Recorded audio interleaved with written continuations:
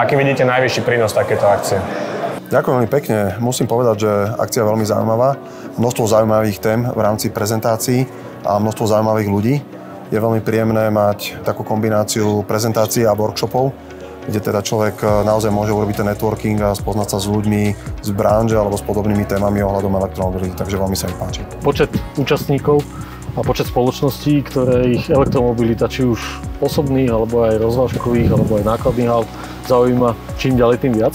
Tu možnosť prezentovať riešenia pre firmy, ktoré sú ťahounmi v rámci prechodu spaľovacích flitov na elektrické vozidlá a elektrické flity. Táto akcia ponúka naozaj široké spektrum ľudí, ktorí vlastne sú v rámci tohto segmentu, čo znamená, že naozaj, že tu, ak chce nejaká firma preraziť, tak vie tu nájsť ľudí, ktorí sa zaujímajú práve o e-mobilitu, prípadne o riešenia, ktoré firmy z hľadiska e-mobility ponúkajú.